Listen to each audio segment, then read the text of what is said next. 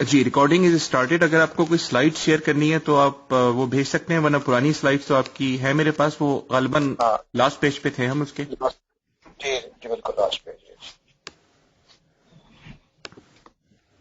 بسم اللہ الرحمن الرحیم.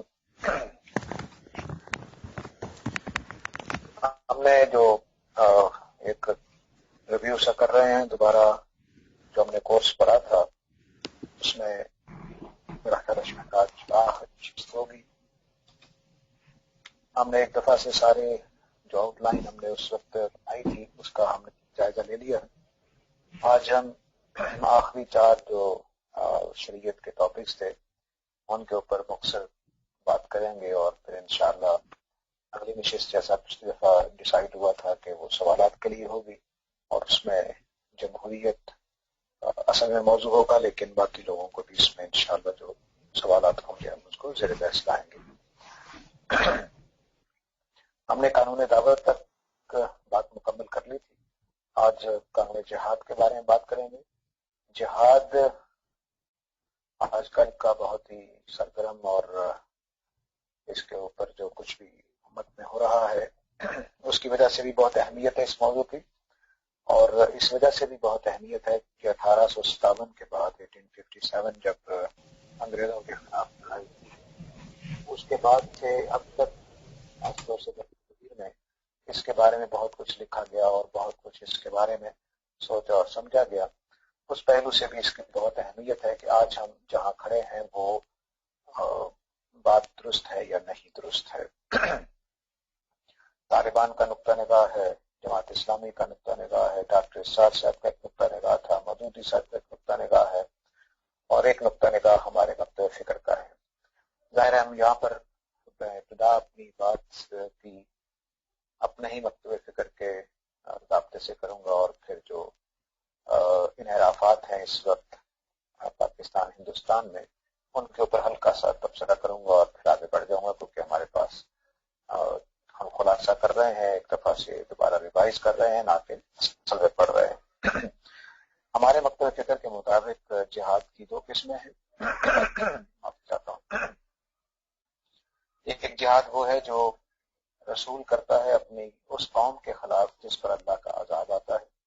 اس کو دینونت کا عذاب کہہ لیجئے، اس کو دینونت کا جہاد کہہ لیجئے، یا کفار مکہ کا صفایا کہہ لیجئے، جو بھی آپ کہنا چاہیں وہ الفاظ بالکل درست ہیں. اسی کو اعلاء کلمات اللہ بھی کہتے ہیں، یعنی اللہ کے کلمے کی بلندی کے لیے جہاد کیا جاتا ہے. یہ رسول کے ساتھ خاص ہے، کیونکہ یہ اصل میں سزا ہے، اور سزا اس وقت دی جا سکتی ہے جب اللہ کی بات اس طرح سے واضح ہو جائے کہ آدمی کا جرم بالکل ثابت ہو جائے کہ ہاں جی اب یہ کافر ہے، اس کو سزا ملنی چاہیے. جب تک کافر کوئی ڈکلیئر نہیں ہو جاتا اور بالکل ثابت نہیں ہو جاتا اس کو کفر کی سزا نہیں دی جا سکتی.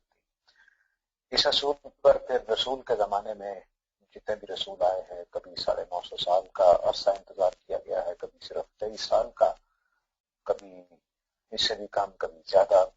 لیکن بہرحال جو بھی معاملہ ہوا اس میں بات کو اس قدر واضح کر دیا جاتا ہے، جیسا کہ قرآن مجید میں بیان ہوا ہے کہ جو مخاطب ہوتے ہیں، ایڈریسز ہوتے ہیں جو رسول کے، ان کے لیے پھر انکار کرنے کی گنجائش نہیں رہتی، اور ان کا جرم جو ہے وہ پوری طرح ثابت ہو جاتا ہے. جب جرم پوری طرح ثابت ہو جاتا ہے تو پھر ان کو ایک مہلت دی جاتی ہے. اس مہلت کے بعد جب وہ مہلت پوری ہو جاتی ہے، لوگ واپس نہیں آتے، تو پھر سزا نافذ کر دی جاتی ہے. تو بدر سے لے کر فتح مکہ تک، اور اس کے بعد کے کچھ چھوٹی جنگیں جس میں باقاعدہ قبائل کو مارنے کے لیے بھیجا گیا، یہ سارا اسی سلسلے میں جہاد ہوتا رہا ہے. یہ جہاد اس طرح کا جہاد نہیں ہے جس طرح کا جہاد ہم عام زندگی میں تصور کرتے ہیں. تو یہ جہاد جو ہے یہ ہم خاص کرتے ہیں رسول کے ساتھ کہ جو کافروں کے خلاف ہوتا ہے. جہاد کی دوسری قسم جو ہے وہ یہ ہے کہ ہم غریب کو کمزور ملک ہے اس کے اوپر کوئی بڑی طاقت ظلم کر رہی ہے، کسی علاقے میں پرسیکیوشن ہو رہی ہے، یا یوں کہہ لیجیے کہ مظلوموں کا ساتھ دینے کے لیے، ظلم اور زیادتی کو روکنے کے لیے ہم جہاد کریں گے. یہ ہمیشہ کے لیے اسلام کا ضابطہ ہے، جب تک دنیا قائم رہے گی اس کے مطابق جہاد جاری رہے گا. یہ ہر مسلمان ملک پر فرض ہے اپنی اپنی استعداد اور صلاحیت کے لحاظ سے، اور اگر ملت اسلامیہ اکٹھی ہو جائے تو پھر اور بھی آسان ہو جائے گا. لیکن بہرحال یہ جہاد ایک ایسا جہاد ہے جس کو کبھی بھی روکا نہیں جائے گا، یہ قیامت تک چلتا رہے گا. اسی جہاد کی شریعت پھر بنائی گئی کہ کس طرح سے کیا جائے گا، کس طرح سے نہیں کیا جائے گا. تو یہ دو جہاد کی ٹائپس ہیں، جس میں دفاع کو ہم جہاد نہیں کہتے، وہ دفاع ہوتا ہے. جہاد اقدامی ہی ہوتا ہے. تو دفاع میں جو جنگ لڑی جاتی ہے وہ دفاعی جنگ ہے، اس کو تو دنیا میں کسی قانون کی ضرورت نہیں ہوتی سوائے اس کے کہ جنگ کے دوران میں اب کیا قوانین ہوں گے، کن پر تلوار اٹھائی جائے گی، کن پر نہیں اٹھائی جائے گی. اس کے علاوہ اس میں کوئی ضابطہ نہیں ہوتا، وہ دفاع کرنا ہی کرنا ہے. وہ بعض اوقات اکیلا آدمی ہوتا ہے، بعض اوقات پوری قوم ہوتی ہے. جہاد کی حکمت یہ ہے کہ جب قومیں ظلم اور زیادتی پر اتر آئیں تو جس طرح ملک کے اندر ہم سزائیں نافذ کرتے ہیں کہ چوروں کے اور قاتلوں کے لیے اور ظالموں کے لیے اور حرابہ کرنے والوں کے لیے، جیسا بھی ہم آگے پڑھیں گے، تو اس طرح سے قوموں کے بیچ میں اللہ تعالیٰ نے، یعنی ملک کے اندر حدود تعزیرات ہیں، پنشمنٹس ہیں، پینلٹیز ہیں، اور قوم سے باہر ملت کے بیچ میں یا قوموں کے درمیان میں یا ملتوں کے بیچ میں اللہ نے سزا کا ضابطہ جہاد کو رکھا ہوا ہے کہ دو قومیں مل کر اگر ایک قوم زیادتی کر رہی ہے تو دوسری اس کو روکے گی، اور اس طرح سے باقی لوگ بھی اس کے ساتھ ملیں اور اسی سے الائی بنتے ہیں اور پھر وہ مل کر ایک قوت بنتے ہیں وغیرہ وغیرہ. تو یہ جہاد جو ہے جس کو ہم اقدامی جہاد کہہ سکتے ہیں، یہ صرف دو ٹائپ کا ہے. ایک رسول کے ساتھ خاص ہے اور ایک اس کی امت کے لیے اور دوسری قوموں کے لیے بھی اسی طرح سے یہ کھلا ہوا ہے. اس میں کوئی حرج نہیں ہے کہ امریکہ بھی لڑ سکتا ہے، اس میں برطانیہ بھی لڑ سکتا ہے، لیکن ہمارے لیے ظاہر ہے کہ شرعی معنوں میں اس کی اجازت موجود ہے. جہاد کی یہ دو قسمیں ہی ہیں. اس کے علاوہ ہمارے ہاں ایک تصور بنایا گیا کہ نبی صلی اللہ علیہ وسلم کے جتنے بھی جہاد ہیں وہ سارے دفاعی ہیں. ایسا ہرگز نہیں ہے. نبی صلی اللہ علیہ وسلم کے جہاد اقدامی ہیں اور انہوں نے وہ جہاد اس سزا کے نفاذ کے لیے کیے ہیں جو اللہ تعالیٰ کی طرف سے ان کی قوم پر آنی تھی. دوسرا رویہ یہ اختیار کیا گیا ہے کہ اعلاء کلمت اللہ کے لیے جہاد امت کے ہر فرد پر فرض ہے. اس کے لیے تیاری ہونی چاہیے، اس کے لیے جو بھی پھر ضابطے الگ ہیں، لیکن بہرحال بنیادی کانسیپٹ یہ ہے کہ جہاد جو ہے وہ اعلاء کلمت اللہ کے لیے، اعلاء کلمت اللہ، اللہ کے نام کو بلند کرنے کے لیے، اللہ کے دین کو غالب کرنے کے لیے، پھیلانے کے لیے یہ فرض ہے امت کے اوپر. جماعت اسلامی میں اس کا رجحان یہ ہے کہ وہ پہلے ایک الجماعت بنائیں گے، الجماعت بنانے کے بعد ملک کے اندر قانون نافذ کریں گے. ملک میں جب قانون نافذ ہو جائے گا تو پھر دوسری مسلم ممالک کو اس میں شامل ہونے کی دعوت دیں گے. جو رکاوٹ بنیں گے ان کے خلاف تلوار اٹھائی جائے گی اور جو کفار ہیں ان کے خلاف بھی تلوار اٹھائی جائے گی. یہ اعلاء کلمت اللہ کے لیے جہاد ہے. ٹھیک کچھ ایسا ہی نظریہ ڈاکٹر اسرار صاحب رکھتے تھے، لیکن وہ قوم کے اندر بھی رکھتے تھے. جماعت اسلامی والے قوم کے اندر نہیں رکھتے بلکہ دوسری قوموں کے ساتھ رکھتے ہیں. قوم کے اندر وہ الیکشن کی چونکہ نظریے کے قائل ہیں، اس لیے پھر وہ اس میں مسئلہ نہیں ان کو کہ وہ جہاد کو وہاں پسند نہیں کرتے قوم کے اندر. طالبان اسی ضابطے پر چل رہے ہیں. ان کا خیال یہ ہے کہ کفار کے خلاف اس وقت جہاد فرض ہو گیا ہے اور یہی ایک واحد راستہ ہے جو نجات کے لیے، امت کے دوبارہ بحالی کے لیے ضروری ہے. تو اس طرح سے انہوں نے یہ راستہ اختیار کر لیا کہ ہم پوری دنیا میں غلبہ اسلام کے لیے اور مسلمانوں کی نجات کے لیے اور مسلمانوں کو اس سے بچانے کے لیے ہم جہاد کریں گے. یہ نظریہ ظاہر ہے کہ سری اسلامی جو دفاعات ہے قانون کی اس کے خلاف جاتا ہے، کیونکہ ہم اس طرح کا جہاد نہیں کر سکتے جس میں خود ابھی امت بھی تیار نہ ہو اور دوسرے بھی کئی پہلو ہیں جو شریعت کے خلاف چلے جاتے ہیں. تو یہ جہاد کا ضابطہ ہوا. تو ہمارا نقطہ نظر اس میں یہ ہے کہ جہاد جو اعلاء کلمت اللہ کے لیے ہے یا اللہ کے دین کو پھیلانے کے لیے ہے وہ رسولوں کے ساتھ خاص ہے، اور جو جہاد ظلم اور عدوان کے خلاف ہے، جو دوسری قومیں دوسری قوم پر چڑھائی کر دیتی ہیں یا پرسیکیوشن ہوتی ہے، اس کے لیے جہاد ہے وہ یقیناً ہر وقت ہر مسلمان کیا ہر قوم کے لیے جائز ہے اور وہ اس میں کر سکتے ہیں. اس کے بعد اگلا جو ٹاپک ہے وہ حدود و تعزیرات کا ہے. یہ اسلام کی سزاؤں کا قانون ہے.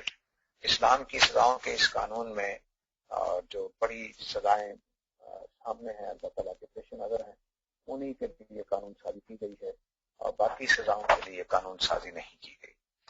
سب سے جو بڑی سزا ہے قرآن مجید کے مطابق، میں وہاں سے بات کو شروع کر رہا ہوں، وہ محاربہ ہے اور فساد فی الارض ہے۔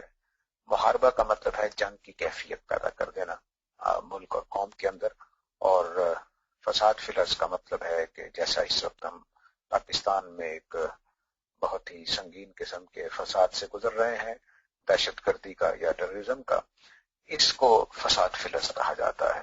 یہ بھی اصل میں جنگ کی فضا ہی پیدا کر دینا ہے، بغاوت ہی ہے اور اس طرح کی چیزیں ہیں۔ تو بغاوت، جنگ کی فضا، لا اینڈ آرڈر کا مسئلہ یا ٹیررسٹ موومنٹس، یہ ساری اس کے اندر آئیں گی۔ اس کے لیے اللہ تعالیٰ نے بہت سخت سزائیں مقرر کی ہیں، جس میں رجم بھی ہے، یعنی پتھر مار مار کے مار دینا، الٹے ہاتھ پاؤں کاٹ دینا یا ملک سے نکال دینا، اس طرح کی سزائیں اس میں مقرر کی گئی ہیں۔ یہ ظاہر ہے کہ جرم اس نوعیت کا ہے کہ اس میں اللہ تعالیٰ بالکل نرمی کرنے کو تیار نہیں ہے۔ تو جو اللہ کے اپنے الفاظ ہیں اس میں تقتیل ہے، یعنی ان کو برے طریقے سے قتل کر دینا ہے، اسی میں رجم آتا ہے، پتھر مار مار کے مار دیا جائے، سلیب دے دینا ہے۔ سلیب کا مطلب یہ ہے کہ ہاتھوں اور پاؤں میں کیل ٹھونک کر ایک کراس کے اوپر باندھ دیا جاتا ہے اور آدمی وہاں خون بہ بہ کے مر جاتا ہے۔ ہاتھ پاؤں الٹے طرف سے کاٹ دیے جائیں، یعنی دایاں ہاتھ بایاں پاؤں، یہ ایک سزا ہے۔ اور چوتھی سزا جو ہے وہ ملک سے نکال دینا ہے یا اس شہر سے نکال دینا ہے جس میں وہ رہ رہا ہو۔ تو یہ سزائیں جو ہیں یہ اس طرح کے لوگوں کو، جس طرح ہمارے ملک میں اس طرح کا فساد پیدا ہو گیا ہے، اس طرح کے مجرمین کے لیے یہ سزائیں مقرر کی گئی ہیں۔ اس کے بعد جو سادہ قتل ہے اس کی سزا مقرر کی گئی ہے، یعنی قتل کی سزا قتل ہے، موت کی سزا یعنی جو آدمی کسی کی جان لے لیتا ہے بلا وجہ بلا ثبوت، اس کو ہم قتل کریں گے، اس کو سزائے موت دیں گے، سوائے اس کے کہ عدالت یہ دیکھے کہ یہ رعایت کا مستحق ہے، تو اس کے والدین یا مقتول جو ہے اس کے ساتھ معاملہ کر کے اس کی کوئی معافی کا معاملہ ہو جائے۔ مگر نہ، اگر عدالت سمجھتی ہے کہ اس میں کوئی نرمی کی نہیں ہے، اس کے لیے کوئی بھی سہولت نہیں نکل سکتی، تو اس کو بہرحال سزائے موت دی جائے گی۔ اسی طرح جو زخم لگا دینا ہے، یعنی کسی نے بازو توڑ دیا، کسی نے کوئی زخم لگا دیا، کوئی آنکھ نکال دی، تو ان کے جو ایسا کرے گا اس کے ساتھ ایسا کیا جائے گا۔ یہ جراحت کا قانون ہے۔ اس کے بعد زنا ہے، تو زنا کے اندر اصل میں 100 کوڑے کی سزا ہے جو شریعت نے، قرآن مجید نے مقرر کی ہے۔ البتہ عام شریعت کے مطابق، یعنی عام علماء کے مطابق شادی شدہ زانی جو ہے اس کو رجم کیا جائے گا۔ ہمارے وقت فکر میں رجم کی سزا جو ہے وہ حرابہ کے ساتھ، یعنی جو پہلا میں نے ضابطہ بیان کیا اس کے ساتھ ہے۔ تو اگر مثال کے طور پر کوئی زانی بالجبر کسی کے ساتھ ایسا معاملہ کرتا ہے تو اس کو وہ سزا دی جائے گی رجم کی۔ عام جو زانی ہے، جو شادی شدہ ہو یا غیر شادی شدہ ہو، اس کو صرف 100 کوڑے مارے جائیں گے اور یہی اس کے لیے سزا کافی ہے۔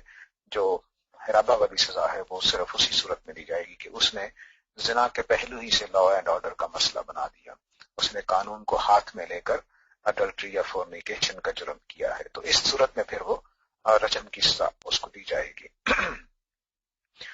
تو زنا جو ہے 100 کوڑے مارے جائیں گے۔ یہ اڈلٹری اور فورنیکیشن دونوں ہی اسلام کے اندر زنا سمجھے جاتے ہیں۔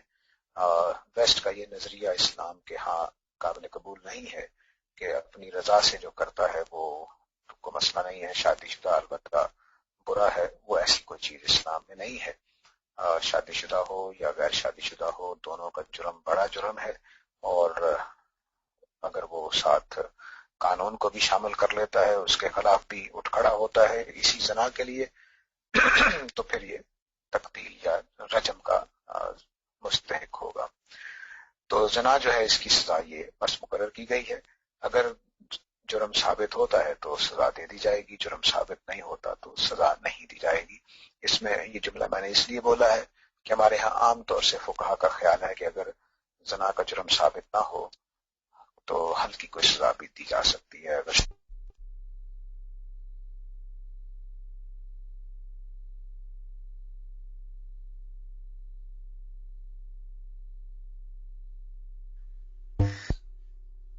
ساجد صاحب آپ کی آواز چلی گئی ہے.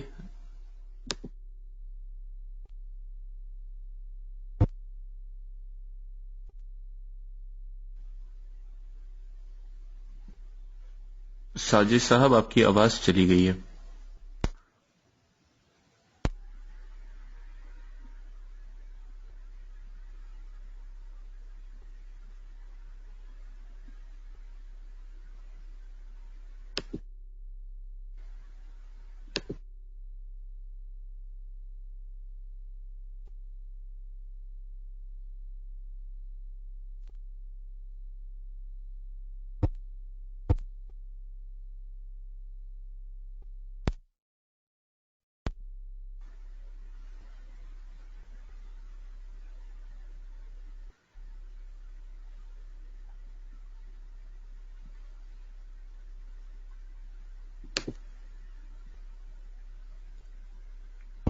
السلام علیکم ساجد صاحب، آپ کی آواز نہیں آ رہی ہے.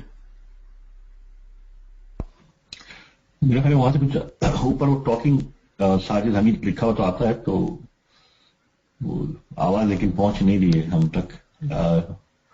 چاہے ساجد صاحب آپ چیٹ میں لکھ دیں، اگر ہمیں بتا دیں آپ کنیکٹڈ ہیں ابھی بھی.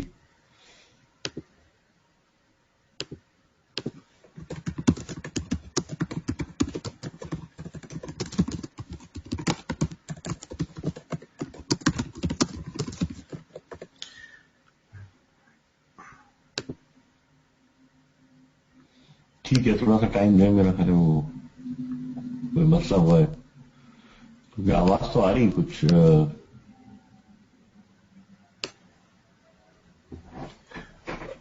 جو لوگوں نے میوٹ نہیں کیا ہوا وہ پلیز اپنے آپ کو میوٹ کر لیجئے، ورنہ پھر میں اپنی طرف سے میوٹ کروں گا تو پھر آپ لوگ ریلیز نہیں کر سکیں گے مائک اپنا.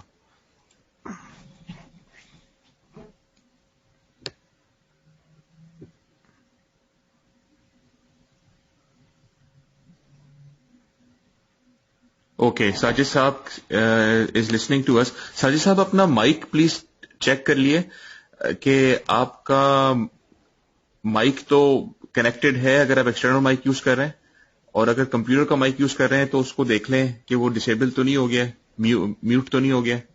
یہ ایک چیز سمجھ میں آتی ہے.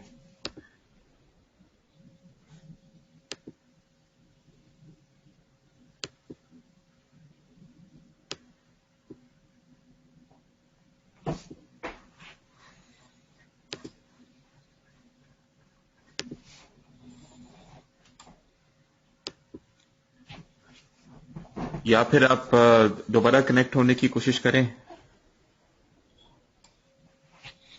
میرا خیال ہے کہ زیادہ مناسب ہے. اب دوبارہ گو ٹو میٹنگ کے لنک پہ جائیے، اس کو کلوز کر کے شاید ریسیٹ ہو جائے مسئلہ. ہاں وہ چلے گئے ہیں، وہ آؤٹ سے.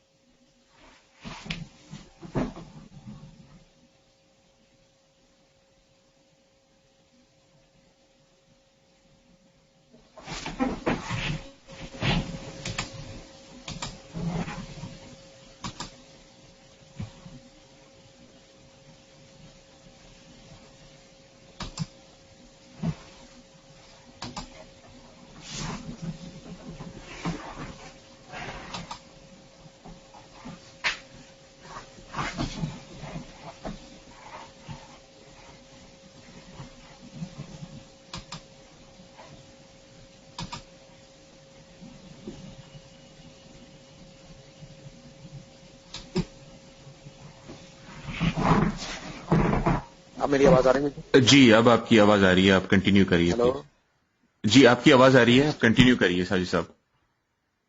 جی،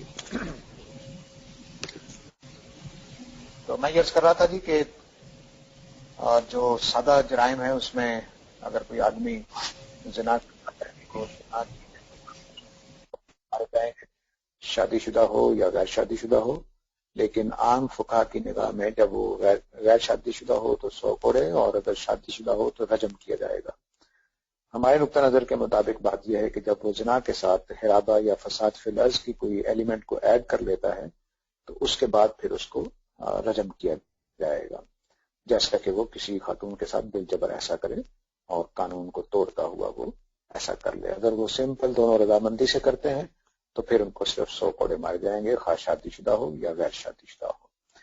اس کے بعد قذف کا قانون ہے۔ قذف کے قانون کا مطلب یہ ہے کہ کسی شریف زادی پر زنا کی تہمت لگائی جائے، تو اس کے لگانے والے پر یعنی جو تہمت لگاتا ہے اس کے اوپر یہ لازم ہے کہ وہ اپنے اس تہمت کو 4 وٹنس کے ذریعے سے پروو کرے۔ اگر وہ 4 وٹنس کے ذریعے سے اپنے اس الزام کو ثابت نہیں کر پاتا تو پھر اس کو 80 کوڑے مارے جائیں گے۔ یہ ظاہر ہے کہ معاشرے میں اس روش کو روکنے کے لیے قانون بنایا گیا ہے کہ لوگ ایک دوسرے کے اوپر الزام لگائیں، اور خاص طور سے خواتین کے اوپر، اور ان کے ساتھ معاملہ اس طرح سے نہ ہو کہ ان کی ساری زندگی بدنامی کی وجہ سے برباد ہو جائے۔ تو یہ ضابطہ ہے، اس میں ظاہر ہے کہ اللہ تعالیٰ نے یہ بہت سخت قانون دیا ہے۔ سمجھ لیجیے کہ زنا سے صرف 20 کوڑے ہی کم ہے، تو ایک طرح سے زنا کے قریب اللہ تعالیٰ نے اس کو قرار دیا ہے کہ جب آدمی کسی پاک دامن عورت پر الزام لگاتا ہے تو اس کے ساتھ یہ معاملہ کیا جائے گا۔ اس پر قیاس کر کے ہم مردوں کے بارے میں بھی یہی قانون بنا سکتے ہیں کہ اگر کوئی آدمی کسی مرد پر یا کوئی عورت کسی مرد پر الزام لگائے گی تو اس کے ساتھ بھی ایسا ہی ہوگا۔ لیکن چونکہ معاشروں میں عام طور سے یہ عورتوں کے حوالے سے ہوتا ہے، لیکن اب یورپ میں ہم دیکھ رہے ہیں، امریکہ وغیرہ میں، کہ مردوں پر بھی اس طرح کے الزامات لگتے ہیں۔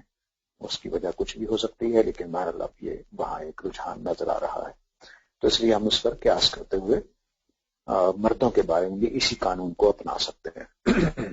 انالوجی یعنی قیاس کا مطلب ہے انالوجیکلی ہم اس کو استعمال کر سکتے ہیں۔ اس کے بعد چوری کا قانون ہے۔ چوری کا مطلب یہ ہے کہ ایک ایسی اماؤنٹ جس پر ہم ہاتھ کاٹ سکیں۔ یہ ظاہر ہے کہ نبی اکرم صلی اللہ علیہ وسلم نے کچھ اس میں تعلیمات دی ہیں۔ وہ تعلیمات یہ ہیں کہ وہ مال محفوظ ہو، اس زمانے کے دینار کا 1/4 حصے سے زیادہ ہو، اور چوری کی نیت سے واقعی چوری کی گئی ہو، ایسا نہیں کہ راستے سے گزرتے ہوئے یا اٹھا لی گئی اور اس طرح سے ہوا۔ تو چوری، جس کو چوری کہا جاتا ہے، کسی کے گھر میں گھس کر یا محفوظ مال کو چرایا جائے، اسی پر یہ سزا مقرر کی گئی ہے۔ یہ ہاتھ کاٹنا ہے، اور ہاتھ کاٹنے کے جو سزا ہے یہ اللہ تعالیٰ نے ایک عبرت کے طور پر تاکہ آئندہ ایسا نہ ہو۔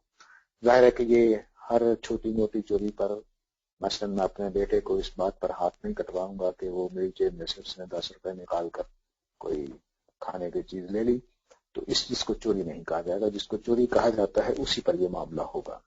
اور ظاہر ہے کہ اس میں نبی اکرم صلی اللہ علیہ وسلم نے جو مقدار بتائی ہے پیسوں کی، یا یہ بتایا ہے کہ محفوظ مال یعنی گھر کے اندر دیوار پھلانگ کر گیا، یہ کر کے گیا، یہ ساری چیزیں اس طرح سے نہیں تھی کہ چوری کو ڈیفائن کیا گیا ہے۔ چوری کا مطلب یہی ہے، آپ نے صرف اس کی طرف نشاندہی کر دی کہ ایسا نہ ہو کہ ہر چیز جس کو ہم کہتے ہیں جیب میں سے پیسے نکال لیے، تو بیوی تو ہر روز ہاتھ کاٹا جائے گا اگر وہ شوہر کی اجازت کے بغیر پیسے نکال لیتی ہے۔ تو یہ مطلب نہیں تھا۔ مطلب وہی تھا جس کو ہم یعنی چور کا کسی گھر میں جا کر جس طرح چوری کرنے کا معاملہ ہوتا ہے، جب وہ ہوگا تب ہاتھ کاٹے جائیں گے۔ تو یہ حدود و تعزیرات ہیں، اس میں بس اتنی ہی سزائیں مقرر کی گئی ہیں۔ باقی جو سزائیں ہیں وہ اللہ تعالیٰ نے قوموں کے لحاظ سے، زمانوں کے لحاظ سے اس کے قاضیوں پر چھوڑ دیا ہے کہ وہ کون سی سزا کیسی مقرر کرتے ہیں۔ مثلا ہمارے ہاں ٹریفک کے قانون کے ضابطے کی خلاف ورزی ہے، اس طرح کی چیزیں جو ہیں وہ شریعت میں مقرر نہیں کی گئیں، وہ کچھ بھی مقرر ہو سکتا ہے، اس میں جرمانہ بھی ہو سکتا ہے، اس میں کوئی 2-4 ڈنڈے لگانا بھی ہو سکتا ہے۔ یہ ظاہر ہے کہ علاقے کے لحاظ سے، قوم کی ترجیحات کے لحاظ سے یہ اور اس کے لیجسلیشن کی جو باڈی ہے اس کے اوپر ہوتا ہے۔ اللہ تعالیٰ نے جس میں جو بنیادی جرائم ہیں ان کے اوپر اپنا قانون دے دیا ہے، اور اس قانون کا مطلب یہ ہے استاد گرامی کی نگاہ میں کہ ان جرائم میں ان سے زیادہ سزا نہیں دی جا سکتی۔ یعنی چوری میں ہم ہاتھ کاٹنے سے زیادہ سزا نہیں دے سکتے، دے، یہ میکسیمم سزا ہے اس کی. اس کے نیچے جو چاہیں سزائیں مقرر کر لیں. مثلا اگر ایک آدمی ریڑھی سے ہر روز گزرتے ہوئے سیب اٹھا لیتا ہے اور لوگ اس کی شکایت کرتے ہیں کوتوال میں، اور پولیس والا دیکھتے ہیں اس کا آبزرویشن پہ لگا دیتے ہیں کسی کو، اور واقعی وہ پکڑا جاتا ہے، تو ظاہر ہے کہ سیب ایک چرانے پر اس کو ہاتھ نہیں کاٹا جائے گا، اس کو 2-4 درے لگائے جائیں گے، منع کر دیا جائے گا. اور اس طرح سے تو وہ جو بھی سزائیں ہیں وہ ہم جو نچلے درجے کی ہیں لیکن سیب پکڑنے پر بھی یا گھروں کے اندر اتر کر زیور چرانے پر بھی ہم قتل نہیں کریں گے، ہم 100 کوڑے نہیں لگائیں گے. بس زیادہ سے زیادہ اس کی جو سزا اللہ نے مقرر کی ہے بس وہی دیں گے. اس سے نیچے تو آ سکتے ہیں، اس سے اوپر نہیں جا سکتے. تو یہ چاروں پانچوں جو جرائم ہم نے بیان کیے ہیں اس میں ایسا ہی ہے کہ یہ انتہائی سزائیں ہیں، میکسیمم جو سزا اس جرم پہ دی جا سکتی ہے یہ وہ ہے. تو یہ حدود تعزیرات کا ضابطہ ہے. اس میں تعزیرات صرف ایسے نہیں آئی ہمارے، کیونکہ ہم صرف اس کو دین مانتے ہیں جو اللہ اور رسول کی طرف سے ہے، تو اللہ اور رسول کی طرف سے جو سزا ہے بس وہی ہم نے اس میں بیان کی ہے. باقی چیزیں جو صحابہ نے سوچ سمجھ کر کی، جیسے شراب پینے پر حضرت علی کے ذریعے سے ایک اجتہاد کیا گیا کہ اس کو بھی وہی سزا دی جائے جو قذف کی ہے، وہ چونکہ اللہ اور رسول کی طرف سے نہیں آئی تو ہم نے اس کو دین کا حصہ نہیں بنایا. وہ ہمارے فقہائے صحابہ کی آراء ہیں سر آنکھوں پر، اگر ان کو ہم نافذ کر سکیں گے تو کر لیں گے، لیکن شریعت جس کو ہم کہتے ہیں وہی ہم یہاں بیان کر رہے ہیں. اس سے زیادہ ہم نے کوئی چیز نہ پڑھی ہے اپنے پچھلے کورس میں، نہ آج اس میں دہرانے میں آئے گی. اس کے بعد خورنوش کا ضابطہ ہے. خورنوش کا ضابطہ جو ہے یہ کھانے پینے سے متعلق ہے. کھانے پینے سے متعلق ہونے کا مطلب یہ ہے کہ کون سی چیزیں کھائی جائیں گی. اللہ تعالیٰ نے صرف 4 چیزیں اپنی شریعت میں حرام کی ہیں. البتہ ایک ضابطہ اور بھی دیا ہے کہ جو چیزیں کھائی جانے والی ہیں ان میں سے 4 چیزیں اللہ نے حرام کی ہیں. جو چیزیں کھائی جانے والی ہیں وہ انسان اپنی فطرت کی وجہ سے جانتا رہا ہے. آج بھی وہ وہی جانور کھاتا ہے جو کھانے کے لائق تھے، لیکن کبھی ایسا نہیں ہوا کہ کسی گروہ کو دیکھا گیا کہ یہ شیر چیتے کھا رہے ہیں اور سانپ کھا رہے ہیں. یہ انحرافات ضرور ہیں لیکن ہمیں کہیں کہیں مل جاتے ہیں بعض قوموں کے ہاں، اس کی بہت سارے وجوہات بتائے جاتے ہیں. لیکن بہرحال جو متمدن دنیا ہے وہ جن چیزوں کو کھا رہی ہے اس میں سے اللہ تعالیٰ نے 4 چیزیں حرام کی ہیں. ایک پوک ہے یا پگ ہے یا سور کا گوشت ہے، اس کو منع کیا ہے. دوسرا ہماری یہی بکری، یہی گائے، یہی بیل مر جائے ذبح کرنے کے بغیر اس کو نہیں کھایا جائے گا. غیر اللہ کے نام پہ کوئی چیز دی جائے وہ نہیں کھائی جائے گی. اور اسی طرح جو خون ہے بہتا ہوا جو جانور ذبح کرتے ہیں تو بہہ جاتا ہے، اس کو نہیں کھایا جائے گا. یہ اسی بکری کا خون جو ہم کھا لیتے ہیں، اسی مرغی کا خون یہ نہیں کھایا جائے گا. تو یہ 4 چیزیں ہیں جو اللہ تعالیٰ نے منع کی ہیں. اصل میں ایک دیکھا جائے تو جانور ایک ہی ہے کھائے جانے والے جانوروں میں سے، وہ سور ہے. باقی جو چیزیں ہیں وہ انہی سے متعلق ہیں، یعنی خون انہی جانوروں کا جو ہم کھاتے ہیں وہ نہیں کھایا جائے گا. انہی جانوروں کو غیر اللہ کے نام پہ ذبح کر دیا جائے یا وہ مر جائیں تو نہیں کھایا جائے گا. اسی طرح جو خون ہے بہتا ہوا وہ بھی نہیں کھایا جائے گا. تو یہ جو چیزیں ہیں یہ اللہ تعالیٰ نے حرام کر دی ہیں. ان کے علاوہ ساری چیزیں حلال ہیں. اب مسئلہ رہ جاتا ہے ان چیزوں کا جو نبی صلی اللہ علیہ وسلم حرام کر رہے ہیں. قرآن نے صرف کہہ دیا 4 حرام کر رہا ہوں، اور حدیثوں میں اور بہت ساری چیزیں حرام کی گئی ہیں جس میں گب ہے، یہ جیسے ہمارے گھروں کی چھپکلی ہوتی ہے، اس کو ذرا بڑا کر دیں کوئی آدمی کے سائز تک، وہ چھپکلی اتنی لمبی ہوتی ہے، تھوڑی سی چھوٹی ہوگی لیکن اس کو کھاتے تھے عرب. نبی صلی اللہ علیہ وسلم نے کہا کہ بھئی میں اس کو ہمارے قوم میں ہمارے قبیلے میں نہیں کھایا جاتا. تو اس طرح سے کچھ چیزیں آپ نے کہا کہ کھائی نہیں جاتی، کھانے کی اجازت دے دی لوگوں کو، کچھ کو منع کر دیا. مثلا جو ہمارا آئینہ ہے، آئینے کو کھانے کو منع کر دیا کہ یہ حرام ہے. تو آئینہ جو ہے وہ ہمارے ہاں بھی حرام سمجھا جاتا ہے کیونکہ وہ درندہ ہے، لیکن شاید عربوں کے بعض علاقوں میں وہ کھایا جاتا تھا. اس طرح کی چیزیں آپ نے منع کر دی. کچھ چیزوں کے بارے میں ابھی تک خاموشی ہے. تو وہ ہمارے استاد گرامی نے یعنی وراثت کے قانون کے بعد اگر ان کی جو بہت زیادہ جس میں لیاقت نظر آتی ہے وہ ان کا کھانے پینے کے معاملے میں قرآن اور سنت کا آپس میں جوڑنا ہے. تو ان کے خیال میں جتنی یہ چیزیں ہیں یہ بیان فطرت ہیں، یعنی نبی اکرم نے جتنی چیزیں بیان کی ہیں، خواہ وہ لگڑ بگڑ ہو یا کچھ ہو، وہ اس لیے بیان کیے ہیں کہ وہ فطرت میں ہم کھاتے نہیں ہیں، نبی صلی اللہ علیہ وسلم نے ان کی نشاندہی کر دی، وہ حرام نہیں کی، اور آپ نے فطرت ہی کا بیان کیا ہے کہ ہم وہ چیزیں نہیں کھاتے جن کے پنجے ہوتے ہیں، وہ جو شکاری ہوتے ہیں، اور یہ ساری چیزیں آپ نے فطرت ہی کو بیان کیا ہے۔ تو گویا دو باتیں ہو گئیں، ایک یہ کہ شریعت میں جو چیزیں کھانے کی اجازت دی ہے وہ وہی ہیں جو ہم فطری طور پر کھا رہے تھے، اور نبی اکرم صلی اللہ علیہ وسلم نے جو لسٹ بنائی ہے حرام چیزوں کی وہ چیزیں ہیں جو عرب کھانے لگ گئے تھے کسی وجہ سے، خوراک کی کمی کی وجہ سے یا اپنے ٹرائبل ٹریڈیشن کی وجہ سے، اس میں کچھ چیزیں نبی صلی اللہ علیہ وسلم منع کر دی کہ نہیں یہ اسلام میں فطرت میں حرام ہے۔ اسلام کا تو مسئلہ الگ ہے، لیکن فطرت میں حرام ہے تو ان کو نہ کھایا کرو۔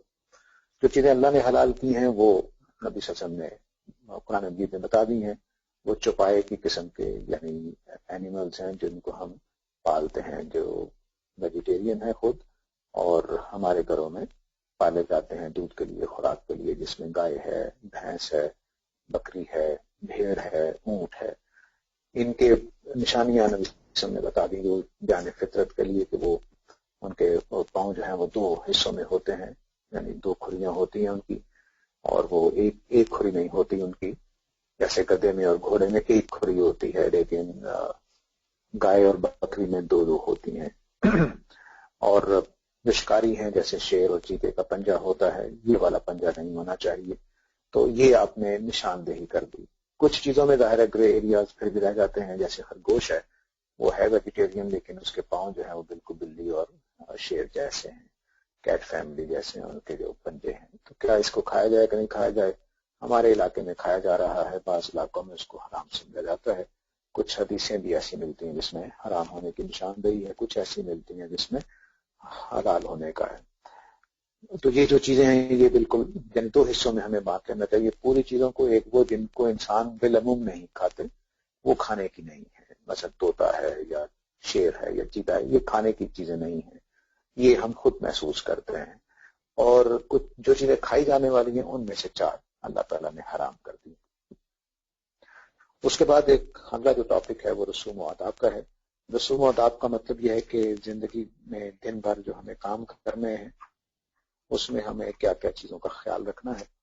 تو مثلا اس میں ملتے وقت ایک دوسرے کے سامنے آتے وقت ایک دوسرے کو سلام کہنا ہے اور اس کا جواب دینا ہے وعلیکم السلام کہہ کر۔ اگر ہمیں چھینک آئے تو الحمدللہ کہنا ہے، سننے والے کو اس کے جواب میں یا رحمت اللہ کہنا ہے۔ مونچھیں اپنی چھوٹی رکھنی ہے، اتنی کہ دودھ پانی پیتے وقت وہ پانی اور دودھ میں نہ ڈوبیں۔ اس کا مطلب ہے کہ صرف جو ہونٹوں کے اوپر ہیں ان کی بات ہو رہی ہے، ہونٹوں سے نیچے جو داڑھی کے قریب ہوتی ہیں وہ اس کو بڑا بھی رکھا جا سکتا ہے، چھوٹا بھی، لیکن وہ دودھ پیتے وقت دودھ میں یا پانی پیتے وقت پانی میں نہ ڈوبیں۔ اس طرح بغلوں کے اور زیر ناف کے بال صاف کرنے ہیں، جو اسلام میں کہا گیا ہے بڑی سختی کے ساتھ، وہ چاول کے دانے سے بڑے نہ ہوں، اس سے پہلے ان کو کاٹ لینا چاہیے۔ ناخن جو بڑھ جاتے ہیں ان کو کاٹنے کا حکم ہے، ظاہر ہے کہ اس میں ناپاکی اور گندگی پھنس جاتی ہے، اس لیے یہ صحت کے لیے بھی ضروری ہے اور صفائی کے لیے بھی ضروری ہے۔ اسی طرح لڑکوں کا ختنہ ہے جو کیا جاتا ہے، اور ناک، منہ اور دانتوں کی صفائی ہے جس کو مسواک کرنا یا کلی کرنا دونوں عمل اس میں شامل ہیں۔ تو مسواک کرنا اور کلی کرنا یہ ہمارا دینی حکم ہے اس میں، یعنی ایسا نہیں ہے کہ صرف یہ ہائیجینک پرابلم ہے، بلکہ یہ ہمارے دین کا حکم بھی ہے۔ نبی صلی اللہ علیہ وسلم نے یہ کیا کہ وضو میں اس کا حصہ بنا دیا، یعنی اسی سنت کو وضو میں جب کلی کرتے ہیں ناک میں پانی ڈالتے ہیں تو یہ اصل میں اسی چیز کو جو مطالبہ تھا دین کا، عام دن یعنی ہمیں دن میں جس چیز کا مطالبہ تھا وہی رسوم و آداب ہے، تو اس کو اس دین کا حصہ بنا دیا، اس طرح سے کہ وضو میں 5 وقت ہم یہ کام کر جاتے ہیں۔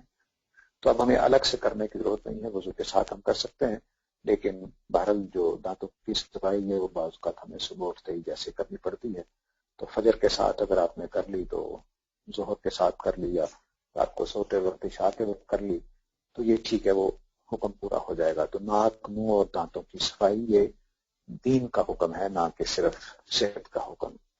اسی طرح استنجا ہے، یعنی واش روم میں جانے کے بعد ہم خانے اور پیشاب کی جگہ کو دھوتے ہیں، یہ بھی دین کا حکم ہے، اس کے بغیر ہماری طہارت اور نماز نہیں ہوتی۔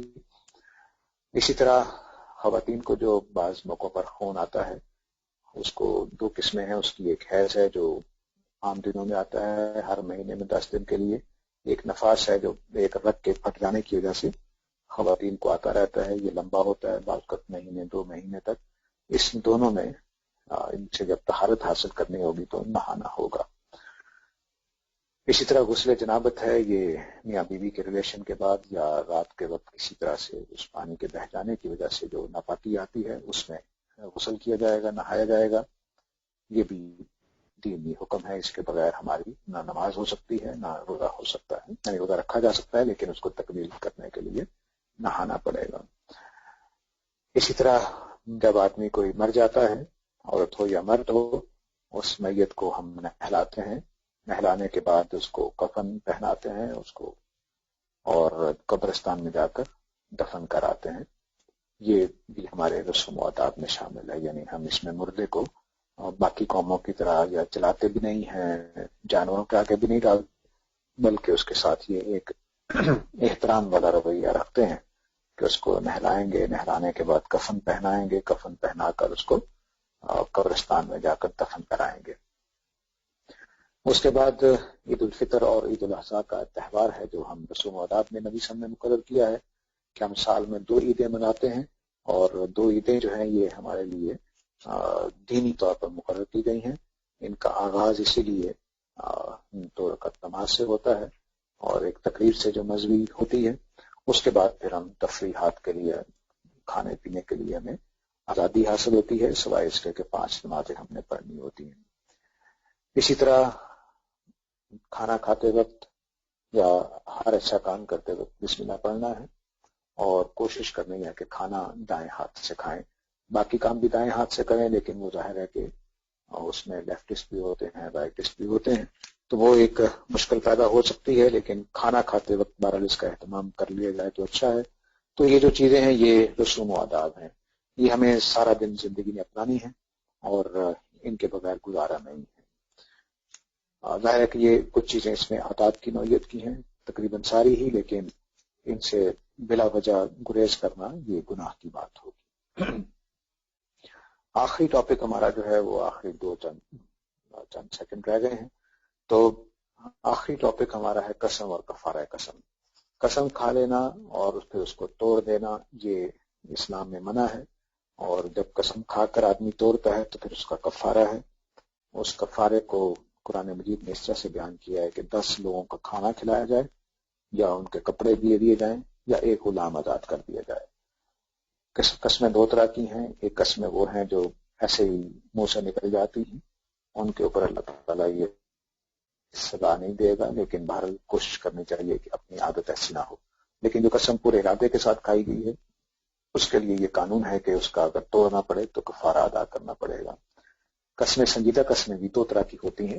ایک وہ کہ جس میں ہم نے قسم ایسی کھائی کہ جس میں کوئی ناجائز کام یا ایسا کام نہیں تھا جو دینی طور پر فرض طور ہم نے یہ قسم کھا لی. مثلا میں نے یہ قسم کھا لی کہ میں یہ کام، اگر یہ کام میں تم نے کیا تو میں آج سے نماز نہیں پڑھوں گا. اس قسم کو توڑنا لازم ہے.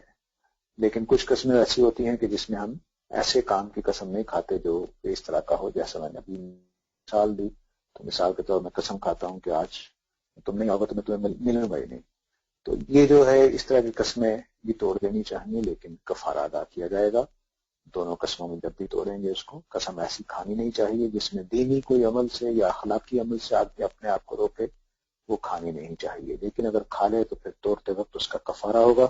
کفارہ میں نے بتا دیا کہ 10 مسکینوں کو کھانا کھلانا ہے یا ان کو کپڑے دینے ہیں پہننے والے، یا ایک غلام کو آزاد کرنا ہے. چونکہ اب غلام نہیں ہے تو بہرحال پہلے 2 چیزیں موجود ہوں گی. اس میں ترجیح کا اصول یہ ہو سکتا ہے کہ جس چیز سے ہمیں کفارہ ادا کرنے کی کیفیت پیدا ہو. اگر 10 لوگوں کا کھانا کھلانا میرے لیے کوئی مسئلہ نہیں ہے، جیسے ہارون رشید کے زمانے میں واقعہ پیش آیا تو اس نے کہا کہ میں کیا رکھوں، روزے رکھوں کہ کیا کروں، وہ دوسرا کفارہ تھا. تو اس نے فقیر نے کہا کہ نہیں آپ روزے رکھیں گے کیونکہ غلام آزاد کرنا تو آپ کے لیے کوئی مسئلہ نہیں ہے. یہ ظاہر ہے کہ ایک بادشاہ کے لیے ایک غلام آزاد کرنا، 10 غلام آزاد کرنا یہ کوئی مسئلہ نہیں تھا. تو انہوں نے پھر دوسری تو اپنی لحاظ سے اپنی ثوابدید کے لحاظ سے یا اپنی پوزیشن کے لحاظ سے ہمیں یہ فیصلہ کرنا پڑتا ہے کہ ان میں سے کون سا کفارہ استعمال کیا جائے. تو بہرحال بعض اوقات آپشنز ختم بھی ہو جاتے ہیں، جیسے غلامی کا ختم ہو گیا. تو اس کے ساتھ ہی آج کا وقت بھی ہمارا ختم ہو رہا ہے. تو ہمارا جو دوہرائی کا جو پروگرام تھا وہ مکمل ہوا. اب اگلی دفعہ تو جیسا پروگرام طے پایا تھا کویسچن آنسر کا سیشن ہوگا، اور اس کے بعد پھر ہم میزان کے اندر سے جو اصول و مبادی ہے اس کا مطالعہ کریں گے انشاءاللہ. اگر اللہ نے توفیق دی میں سوالات کے لیے حاضر ہوں. جزاک اللہ. میں جو ہوں وہ لوگوں کو انمیوٹ کروں گا جیسے وہ ان کے کیو ہمیں نظر آئے گا. تو سب سے پہلے ثناء اللہ شاکر صاحب کا سوال لے لیتے ہیں. غالباً آج کوئی ٹیلی فون پر نہیں ہے تو ہم جو ہے وہ کیو ہی کے حساب سے چلیں گے. تو جی ثناء اللہ شاکر صاحب پلیز.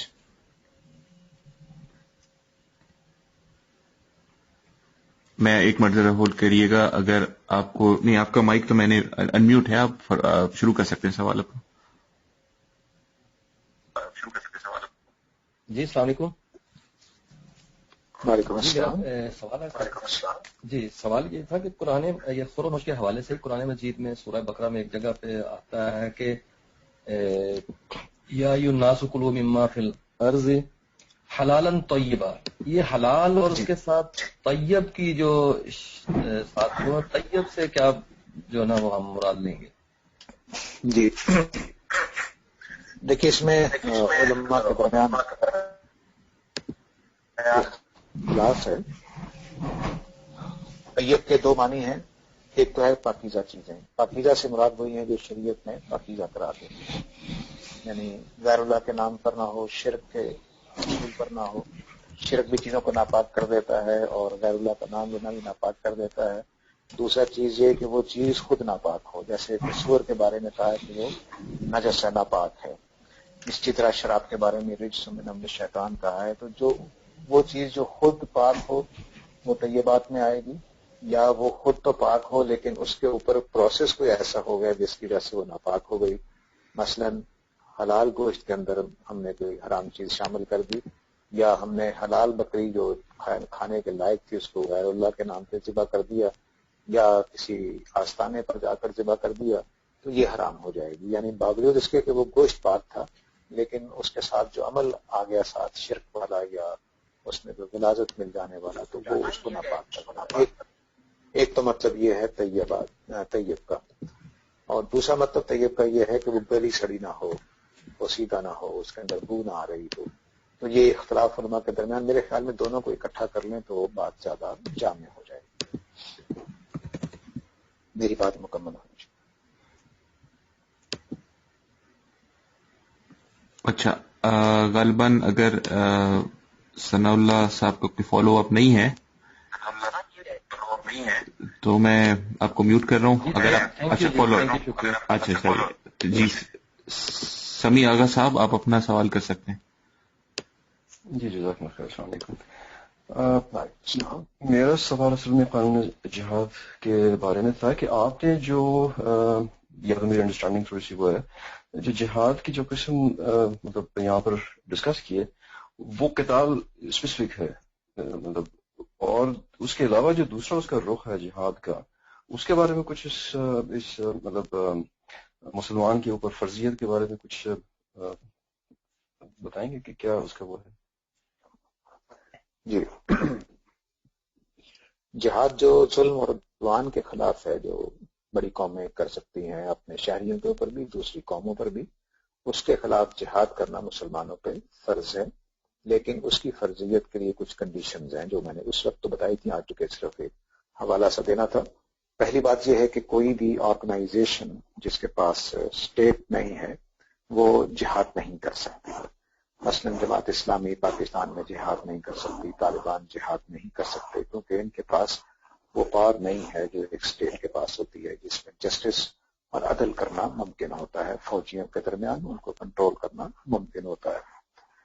تو کوئی بھی آرگنائزیشن جہاد کو لے کر نہیں چل سکتی. پہلی بات یہ ہو گئی.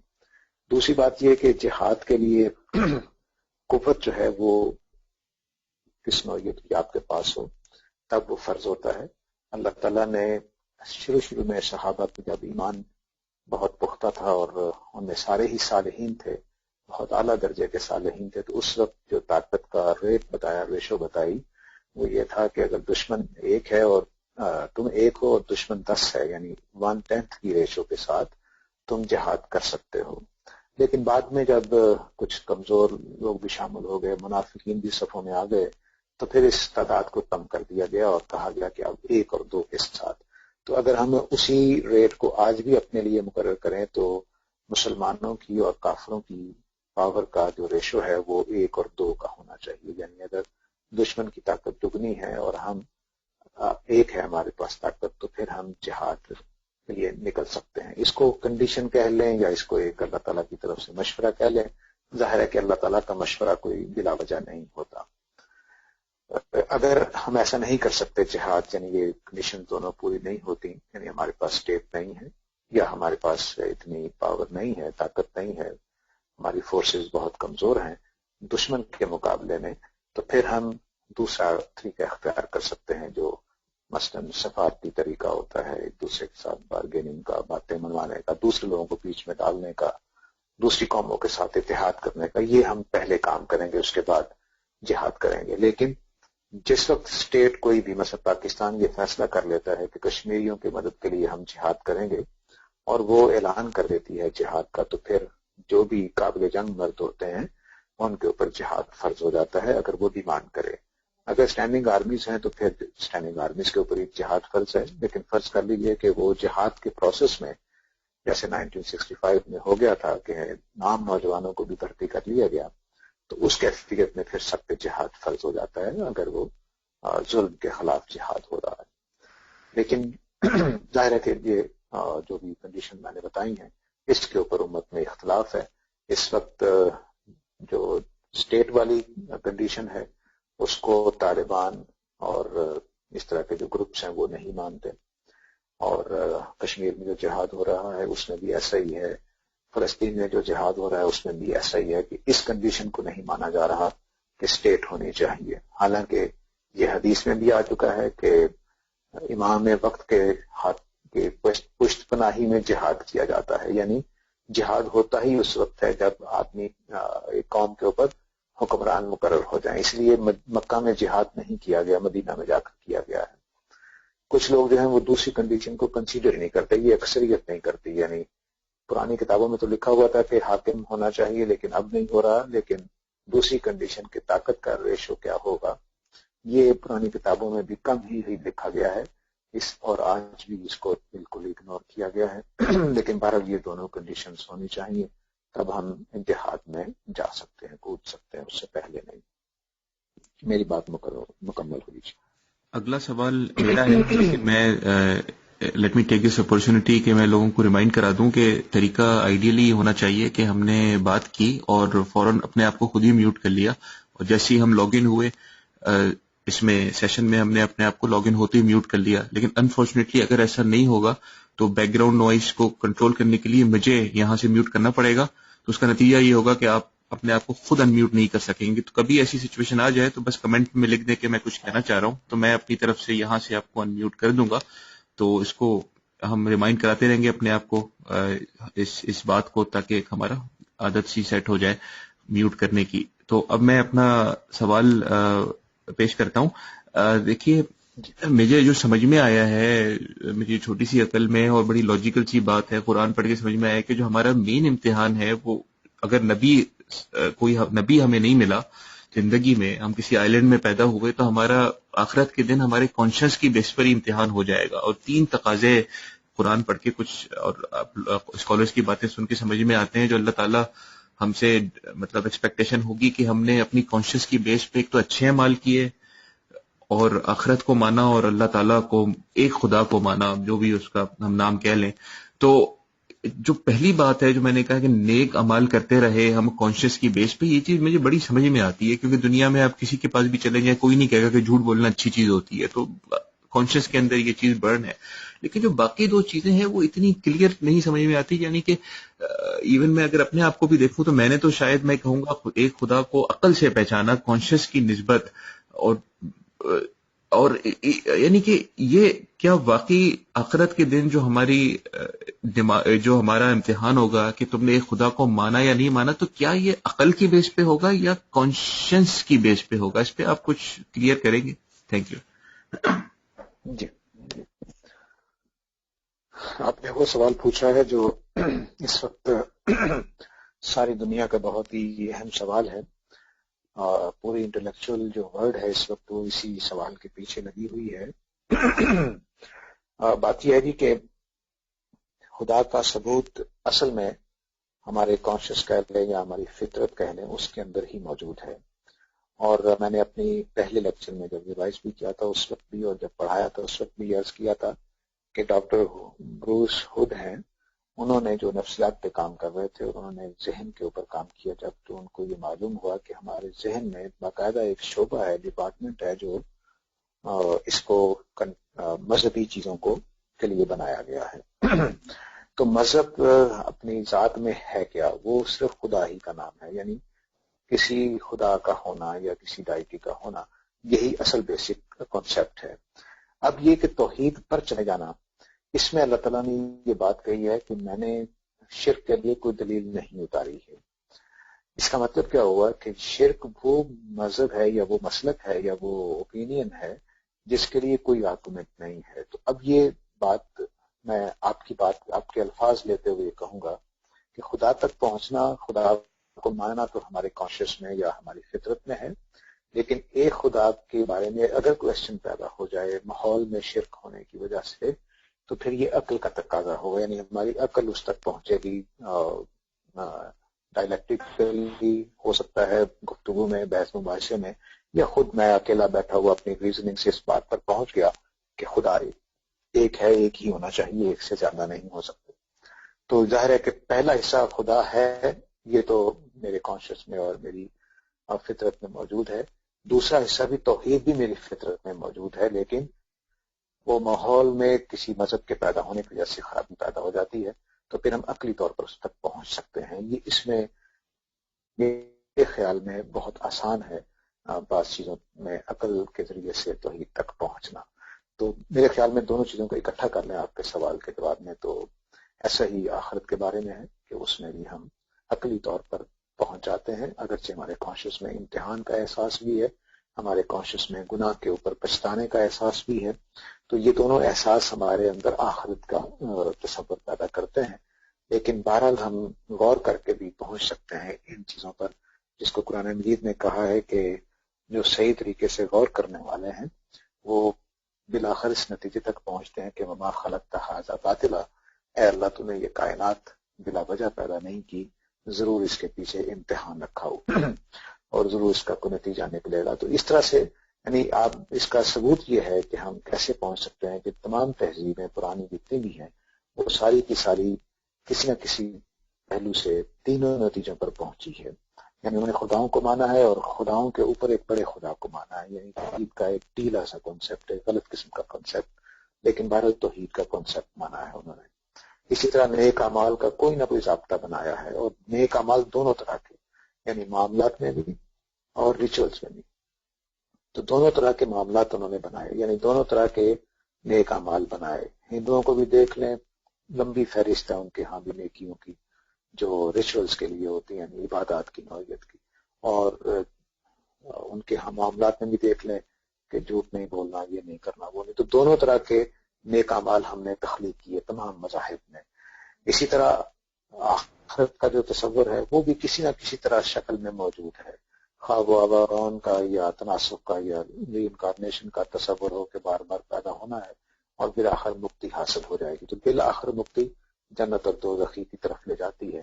اور مسلمانوں میں، یہودیوں میں، دوسری قوموں میں، ایون یہ کہ کنفیوشس وغیرہ جو چائنیز مذہب تھے ان کے اندر بھی جنت اور دوزخ کا کوئی ایک کانسیپٹ پایا جاتا ہے. تو یہ تینوں کانسیپٹ اتنے واضح ہیں کہ باقی چیزوں میں تو ہم یہ کہہ سکتے ہیں کہ کچھ چیزیں مثلاً جنت کی نعمتیں کیسی ہوں گی یا وہ کیسا ہوگا یا خدا کی صفات کیسی کیسی مانے گی، وہاں تو اختلافات کر سکتے ہیں ہم باقی مذاہب کے بیچ میں. لیکن ان تین چیزوں میں سوائے بدا کے وہ چونکہ خدا کے بارے میں اس کا تصور نہیں ہے، کوئی بھی معلوم نہیں ہوتا، شاید وہ خدا کو مانتا ہی نہیں تھا، یا کم از کم اس کی تعلیمات میں ہم تک نہیں پہنچا. تو باقی دو چیزیں جو ہیں اس میں ہم بدھا کو بھی شامل کر لیں تو اس کے ہاں بھی دونوں چیزیں پائی جاتی ہیں، یعنی مکتی حاصل کر لینا اور نیک اعمال کرنا، اس کا پورا ضابطۂ اخلاق اس نے بنا رکھا ہے. تو نیک اعمال اور آخرت یہ تو سمجھ لیجیے کہ تمام مذاہب کے اندر متفق بات ہے. البتہ خدا کا وجود بدھا کو اگر نکال دیں تو متفق ہے، بدھا کو ڈال دیں تو وہ ہمیں ملتا نہیں. میں یہ نہیں کہتا کہ وہ خدا کا انکار کرتا ہے، لیکن بہرحال میں یہ سمجھتا ہوں کہ اس نے خدا کا کوئی کانسیپٹ نہیں دیا ہمیں. تو باقی بات واضح ہے کہ ہم عقل ہمارے کانشیس میں ہے یا ہماری فطرت میں ہے، اور جب کوشچن پیدا ہو جائے، ماحول میں خرابی پیدا ہو جائے، جیسے ہندو معاشرے میں ایک ہندو کیسے پہنچے گا توحید تک، تو اب یہ ایک عقلی پروسیس ہے، علمی پروسیس ہے، ڈائلیکٹیکلی بھی ہو سکتا ہے اور خود اکیلے بیٹھ کے غور و فکر سے بھی ہو سکتا ہے. یعنی سوسائٹی میں کوئی بحث پیدا ہو گئی یا اس نے لوگوں سے جا کر پوچھنا شروع کر دیا، جیسا کہ سقراط کے بارے میں ہے کہ وہ سوال پوچھتا چلا جاتا اور توحید تک لے جاتا تھا، وہ سوال پوچھتا چلا جاتا اور جمہوریت تک لے جاتا تھا. تو اس طرح سے وہ باتیں کر کے ہم دونوں طریقے اختیار کر سکتے ہیں، لیکن بہرحال اب یہ عقل پر رہ جائے گا، اور اس میں علماء کا کام یہی ہوتا ہے کہ وہ اس عقل کی مدد کریں جو توحید کی تلاش میں ہو. اور بدقسمتی سے ہم اب اس منصب پر بیٹھے ہوئے نہیں ہیں بلکہ لوگوں کو گالیاں دینے بیٹھ جاتے ہیں. تو بہرحال میری بات مکمل ہوئی، دونوں چیزیں اصل کانشیس ہے لیکن تعاون کرے گی عقل بھی انشاءاللہ. جزاک اللہ. سبھی آغا صاحب کا سوال لے لیتے ہیں، اس کے بعد میں پروفیسر صاحب سے کنفرم کر لوں گا کہ وہ آج ٹائپ کر سکتے کہ نہیں، کیونکہ بظاہر وہ ٹیلی فون پہ کنیکٹڈ نظر نہیں آ رہے. تو سمی آغا صاحب آپ پلیز اپنا سوال کریے. جی جزاک اللہ خیر. میرا سوال اصل میں اس کا ایک ضمنی سا سوال ہے، کیونکہ آپ نے بڑا ایکسپلین کیا کہ اس کی کیا کنڈیشنز ہیں. جہاں تک کشمیر یا دوسری کچھ جگہوں پر ہے تو وہاں تو میرے خیال میں استدلال کرتے ہیں اپنی طرف سے کہ یہ ڈیفینسو ایک وہ ہے جہاد ہے، کیونکہ ظاہر ہے میرے گھر میں 3-4 لوگ گھس جائیں گے، وہ بولیں کہ یہ میرا گھر ہے. صرف اس لیے کہ میری مطلب وہ ریشو پروپورشن نہیں بنتی تو میں مطلب گھر چھوڑ کے چلا جاؤں یا ان کی غلامی پہ بیٹھ جاؤں. Doesn't make much sense. لیکن بہرحال میں اس کو وہ نہیں ڈیفینڈ نہیں کر رہا. یہ ہو سکتا ہے کہ جب آپ کسی کہیں ظلم دیکھ رہے ہیں اور آپ نے وہاں پر اگریشن کرنا ہے تو پھر شاید آپ کو دیکھنا پڑے گا کہ ہماری پروپورشن کتنی ہے، ہماری اسٹرینتھ کتنی ہے، پاور کتنی ہے. لیکن مدافعتی جو جہاد ہے اس کی آپ نے کنڈیشنز کچھ اور بتائی ہیں جو میں سمجھ سکا ہوں. لیکن جو میرا اصل سوال تھا وہ یہ تھا کہ جہاد کی ایک قسم ہے قتال، اس کے علاوہ جو دوسری ہے جو اسٹرگل ہے، جو مطلب آپ کے معاشرے میں بھی ہوتی ہے بحیثیت انفراد، اس میں اس کا ایک حصہ ہے امر بالمعروف ونہی عن المنکر. اس کے انڈیویجول کے حساب سے کیا فرضیت ہے یا اس کا جو مطلب وہ ہے اس کا تھوڑا سا ایکسپلین کر دیجیے. اچھا میں سمجھ نہیں سکا تھا، معافی چاہتا ہوں. اچھا بات یہ ہے کہ جہاد جو ہے، جو اصل جہاد جو اللہ تعالیٰ کی طرف سے حکم ہے کہ میرے راستے میں جدوجہد کرو تو میں تمہارے اوپر راستے کھولوں گا، وہ اصل میں مختصر طور پر ہر انڈیویجول کے لیے اس کے صرف 2 حصے ہیں، صرف 2 حصے ہیں. باقی آپ کے اسٹیٹس کے لحاظ سے ہے. میں دونوں باتیں واضح کر دیتا ہوں. جو ہر آدمی کے لیے ہے وہ دین کا علم حاصل کرنا ہے، بنیادی ہدایت حاصل کرنا ہے کہ میرے خدا نے میرے لیے کیا احکام نازل کیے ہیں، کیا نظریات مجھے ماننے کے لیے کہا ہے، کون سے تصورات ہیں جو میرے درست ہونے چاہیے دین کے مطابق. تینوں کی میں ایک مثال دے دیتا ہوں. احکام میں مثلا نماز پڑھنا ہے، عقائد میں مثلا اللہ ایک ہے، ابھی زیر بحث آیا تھا توحید اور اس طرح کی چیزیں، آخرت اور جنت اور دوزخ کا ماننا، فرشتوں کا ماننا، رسولوں کا ماننا، یہ ماننے کی چیزیں ہوں گی. تصورات میں مثلا گناہ کا کانسیپٹ کیا ہے، توبہ کا کانسیپٹ کیا ہے، یہ تینوں طرح کی چیزیں سمجھنا جو ہر مسلمان کے لیے ضروری ہے، وہ پہلا کام یہ ہے. یہ ہر آدمی پر اسی طرح فرض ہے جس طرح نماز فرض ہے. اس میں نبی اکرم صلی اللہ علیہ وسلم نے عورت، مرد، بچے، بوڑھے سب کو برابر قرار دیا ہے. کسی کو اتنی دینی ہدایت کے بغیر کہ جو جس کے ساتھ اس کی دینی زندگی وابستہ ہو، اگر وہ چھوڑے گا تو وہ گناہ گار ہے. جہاں تک کہ امام شافعی کہا کرتے تھے کہ میرے خیال میں عربی زبان بھی فرض کر دینی چاہیے، کیونکہ جب تک عربی نہیں سیکھیں گے تو دین کیسے سیکھیں گے. تو یہ بات ہو گئی. پہلی بات یہ کہ اتنا دینی علم جو آپ کی پوری زندگی کو سنوار دے، یہ جدوجہد میں پہلا فریضہ ہے. اس کے بعد آپ نے نہی عن المنکر کی بات کی تھی اور امر بالمعروف کی. اس کے لیے عام آدمی کے لیے سورہ عصر کی تعلیم ہے کہ اپنے اپنے ماحول میں، اپنے بچوں میں، اپنے بیوی کے ساتھ، اپنے دوستوں کے ساتھ، اپنے بہن بھائیوں کے ساتھ، اپنے ماں باپ کے ساتھ اور اپنے کولیگز کے ساتھ، اپنے نیبرز کے ساتھ، یہ جو آپ کا دائرہ ہے، اس دائرے کے اندر ہم نے حق بات کی نصیحت کرنی ہے. حق بات کی نصیحت کا مطلب یہ ہے کہ جو مانی ہوئی حق باتیں ہیں، ایک ہوتی ہے بہت باریک علمی بحثیں، جیسے ابھی ہم ایک سوال پہ بات کر رہے تھے کہ رجم کیا جائے کہ نہ کیا جائے، تو 100 کوڑے کس کے لیے ہیں اور رجم کس کے لیے، یہ علمی بحثیں نہیں ہیں، بلکہ وہ موٹی موٹی باتیں جو دونوں گروپوں کے ہاں، کہنے والے اور سننے والے دونوں کے ہاں مانی ہوئی ہیں. جیسے بھی نماز پڑھا کرو، بھی جھوٹ نہ بولا کرو، بھی والد کا خدمت کرو، اپنی والدہ کا احترام کرو. اس طرح کی موٹی موٹی باتیں یہ ہمیں ایک دوسرے کو کہنی ہے. یہ فرض ہے، اسی طرح جس طرح نماز فرض ہے. اگر کوئی آدمی اپنے ماحول میں ایسا نہیں کرتا تو وہ پورا کامل مومن نہیں ہے، اس کی کامیابی مشکوک ہو جائے گی کہ پتہ نہیں ملتی ہے کہ نہیں ملتی. یہ تو دو ہر آدمی کے لیے لازمی ہیں. جو جہادات میں قتال کے علاوہ جہاد کی بات کی ہے اس کے لحاظ سے یہ دو چیزیں لازم ہیں. اس کے بعد پھر آپ کے اسٹیٹس کے لحاظ سے حکم بدلتے جائیں گے. مثلا اگر آپ عالم دین ہیں، آپ کی ذمہ داریاں کچھ اور بڑھ جائیں گی دعوت کے اندر، امر بالمعروف کے اندر. اگر آپ حکمران ہیں تو آپ کی ذمہ داریاں اور طرح کی ہو جائیں گی. اور اگر آپ گھر کے سربراہ ہیں تو قرآن مجید بھی کہتا ہے قوا انفسکم واہلیکم نارا، اپنے آپ کو اور اپنے گھر والوں کو آگ سے بچاؤ. تو اب آپ کے جو بیوی بچے ہیں ان کے ساتھ بھی آپ کا وہی تعلق ہے جو آپ کا اپنے ساتھ ہے. یعنی جس طرح آپ نے اپنے آپ کو آگ سے بچانا ہے، ان کو بھی آگ سے بچانا ہے. اور اس طرح نبی قسم نے فرمایا ہے کلکم رائن، تم میں سے ہر ایک چرواہا ہے اور اسے اپنے ریوڑ کے بارے میں پوچھا جائے گا. تو ظاہر ہے کہ یہ وہی حدیث قرآن مجید میں جو بات کہی گئی ہے وہی کہ اب آپ کے بچوں کی آپ کے اوپر ذمہ داری ہے کہ تم نے فلاں فلاں مسئلے میں کیا کوتاہی کی تھی جس کی وجہ سے تمہارے بچے میں یہ بگاڑ آیا، یا تمہاری بیوی تم سے ناراض رہی تو اس میں کیا مسئلہ تھا، تم نے کیوں ظلم کیا، کیوں زیادتی کی. یہ سارے سوالات سربراہ کی حیثیت سے آپ سے پوچھے جائیں گے. باپ ہے تو اس کے اوپر کچھ ذمہ داریاں آ جاتی ہیں. تو یہ جو بنیادی ذمہ داریاں ہیں وہ ایک جگہ پہ ہیں سارے مسلمانوں کے لیے برابر. وہ میں نے دو بتائی ہیں، دین کا بنیادی علم حاصل کرنا اور تواصی بالحق اور تواصی بالصبر کرنا. اور پھر اپنے اسٹیٹس کے لحاظ سے کچھ ذمہ داریاں بدلتی جاتی ہیں. لیکن دعوت دین جو امر بالمعروف اور نہی عن المنکر ہے، اس کے بارے میں ہم نے پچھلی دفعہ تو پورا ضابطہ اس کا پڑھا تھا، اس کے بارے میں جان لینا چاہیے کہ تواصی بالحق اور تواصی بالصبر ہر مسلمان کی ذمہ داری ہے. عالم دین کے لیے ذمہ داری انذار ہے. انذار کا مطلب یہ ہے کہ عالم دین پوری دین کو سیکھے گا. ایک عام آدمی بھی دین کو سیکھتا ہے، وہ والا نہیں ہے.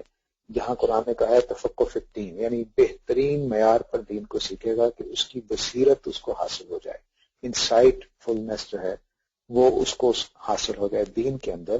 جب یہ چیز اس کو حاصل ہو جائے گی تو اس کے بعد پھر وہ لوگوں کو آگاہ کرے گا، خبردار کرے گا کہ دیکھو جنت اور دوزخ تمہارے لیے تیار کی گئی ہے، اس کے لیے تیاری کرو. اسی عالم دین کا کام ہے کہ وہ پھر جو علمی سوالات پیدا ہوتے ہیں ان کا وہ جواب دے گا. میرا آپ کا کام علمی سوالات کا جواب دینا نہیں ہے، نہ اس کے حل کرنے کی کوشش ہمارے اوپر ذمہ داری ہے. عام آدمی کے لحاظ سے وہی ذمہ داری جو میں نے پہلے بیان کر دی. اس کے بعد حکمران جو ہے اس کے اوپر مزید سزا کہہ رہا ہوں ذمہ داری ہے. وہ ذمہ داری یہ ہے کہ وہ ملک کے اندر دین کی دعوت کو عام کرے گا، حق بات کو پھیلائے گا اور اس کے راستے میں رکاوٹ ڈالنے والے یا جرائم کرنے والے لوگوں کو حدود و تعزیرات کی بنیاد پر سزا دے گا. مثلا ایک آدمی وہ حکومت اس طرح سے اپنا نظام بناتا ہے، معاشرے کو اس طرح سے پاک کرتا ہے کہ کوئی جنسی بے روی کے امکانات کم سے کم ہیں، لیکن پھر بھی کوئی زنا کرتا ہے تو اس کو وہ سزا دے گا. یعنی اس کی عدالتیں، اس کی پولیس، جو بھی اس کا محکمہ اس کے ساتھ ہوں گے وہ قائم کیے ہوں گے. تو یہ حکمران کے لیے ذمہ داری ہو گئی. پھر صحابہ کی ایک دعوت کی ذمہ داری تھی. صحابہ کی ذمہ داری یہ تھی کہ وہ رسول نے جو دعوت ان کو پہنچائی تھی اس کے وہ گواہ ہیں، وٹنس ہیں. وہ وٹنس انہوں نے پوری دنیا کے سامنے بیان کرنی تھی کہ دیکھو ہمارے بیچ میں ایک رسول آیا تھا، اس نے یہ کام کیا تھا اور ہمارے درمیان وہ یہ اللہ کا دین دے کر گیا ہے. تو صحابہ نے اپنے وہ ذمہ داری پوری کر دی اپنے طریقے. اب وہ ہمارے اوپر، چونکہ ہم صحابی نہیں ہیں لیکن بہرحال وہ ہم اپنے ذمہ داری ادا کر کے چلے گئے. اس کے بعد ایک ذمہ داری جو تھی وہ بنی اسماعیل کی تھی. بنی اسماعیل کا مطلب یہ ہے کہ صحابہ ہی کہہ لیجئے، لیکن حضرت اسماعیل کا خاندان اور حضرت اسحاق کا خاندان، ان دونوں خاندانوں پر پوری کائنات یعنی پوری دنیا کے انسانوں کے لیے ایک دینی ذمہ داری اللہ نے ڈالی ہوئی ہے. وہ دونوں ہی نسلیں اس وقت اس سے گریز کر کے بیٹھی ہوئی ہیں. جیسے ہی وہ اس پر عمل کرنا شروع کریں گی اللہ تعالیٰ کی طاقت ان کو ملنے شروع ہو جائے گی. تو وہ یہ ہے کہ وہ یہی وٹنس جو صحابہ کے اوپر قائم ہوئی تھی، اب وہ ان دونوں نسلوں کے اوپر ذمہ داری ہے کہ وہ ابراہیم علیہ السلام کی اور اسحاق کے خاندان کی جو گواہی تھی اس کو دنیا تک پہنچائیں گے. اور بنی اسماعیل یعنی حضرت اسماعیل کے خاندان کی ذمہ داری یہ ہے کہ وہ ابراہیم علیہ السلام اور محمد صلی اللہ علیہ وسلم کی جو دعوت ہے اس کو پوری دنیا تک پہنچائیں. اگر وہ پہنچانے کی ذمہ داری لیں گے تو اللہ تعالیٰ کہتے ہیں میں آسمان سے بھی اور زمین سے بھی ان کے لیے خزانے کھول دوں گا. پھر دعوت کی ذمہ داری ایک رسول کی ہے. رسول کی دعوت کی ذمہ داری یہ ہے کہ وہ اللہ کا پیغام لے کر آتا ہے اور اس قدر شاندار طریقے سے واضح طریقے سے بیان کر دیتا ہے کہ کوئی سوال ذہنوں میں باقی نہیں رہتے، کم از کم اس کے ایڈریسز کے ہم. اور جب یہ اچیو کر لیتا ہے وہ تو پھر مومنوں کو بچا لیا جاتا ہے اور کافروں کو سزا دی جاتی ہے.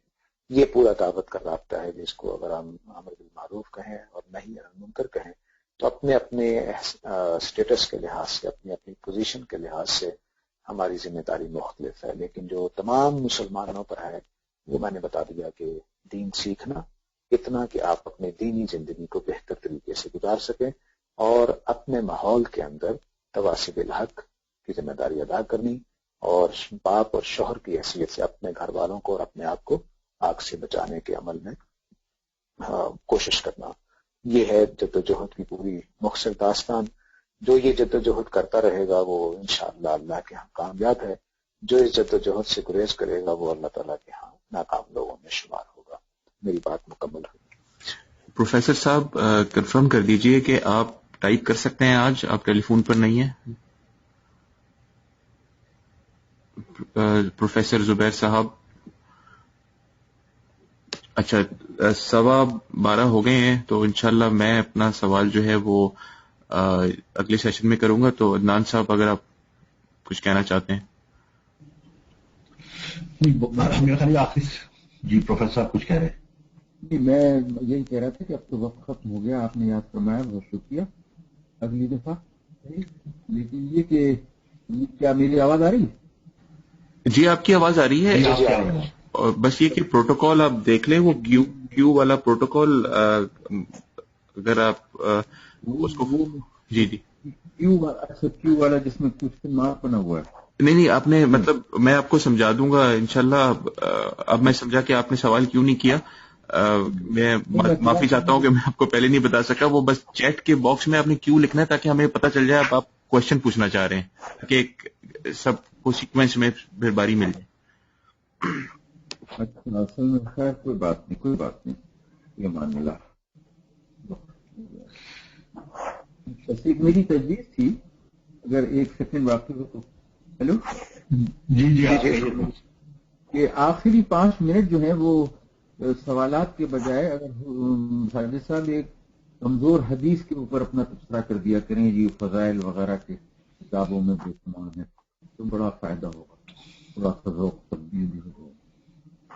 2-4 منٹ بس آخر میں. بے شمار یہ جو موضوعات کی کتابیں ہیں اس میں جمع ہیں اور کچھ لوگ اس کو امام نووی وغیرہ اگر وقت ہو اگر یہ مناسب اگر ساجد صاحب کے لیے آسانی ہو تو ضرور.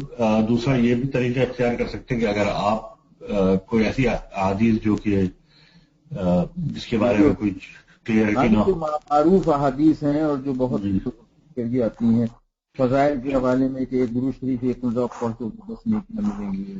دوسری صورت میں ہمیں ساجد صاحب کو اس کے لیے وہ کرنا پڑے گا کہ وہ ڈھونڈ کے لائیں. تو آپ کو پہلے کی اس کی اجازت ہے یا آپ لوگ امان اللہ آپ لوگ اگر آپ لوگ آپس میں فیصلہ کر لیں. اگر یہ کرنا چاہتے ہیں تو مجھے بھی کوئی مسئلہ نہیں. میں ایک کتاب سامنے رکھ لوں گا اور باری وہ فضائل اعمال پر آپ کا تبصرہ پورا ہو جائے. اس میں کچھ کمزور حدیث آ رہی ہیں نا اور جو بالکل ایسی ہیں قابل رد ان کا ذکر کرتے چلے جائیے گا. چلیے ٹھیک ہے. وہ آپ کے لیے کتابچہ ہو جائے گا, تبصرہ ہو جائے گا اس پر. وہ اتنی معروف کتاب ہے کہ وہ قرآن شریف سے زیادہ پڑھی جاتی ہے, آپ کو علم ہوگا. جی بالکل ایسے ہی. اللہ جی بہت شکریہ. اچھا, یہ ہمارا آخری سیشن تھا جو ریویژن کے حوالے سے تھا. تو فرسٹ آف آل تو بہت شکریہ ساجد صاحب نے بہت ہی جامع انداز سے یہ چیز جو ہے وہ آلموسٹ پوری طرح سے یعنی کہ اس کی ریویژن بھی ہو گئی. ہمارے جو نئے ساتھی تھے ان کو بھی ہوپ فلی کافی اس سے ایک آئیڈیا بھی ہو گیا ہوگا کہ ہم نے کیا پچھلے ایک سال میں پڑھا. دوسرے کہ نیکسٹ سیشن جو ہے وہ انشاءاللہ ہمارا وہ جو ڈاکٹر رضوان نے ریکویسٹ کی تھی اس پہ ہی ہوگا. تو ڈیموکریسی کے حوالے سے جو بھی ان کے اشکالات ہیں اور جو بھی وہ ہے, تو اس پہ آپ فارمیٹ کیا سوچ رہے ہیں کہ آپ پہلے کچھ ایک بنیادی وہ رکھیں گے یا اس کو ایک مطلب کوشچن اینڈ آنسر کے فارم میں ہی بیسکلی تو یہ میں تو اپنی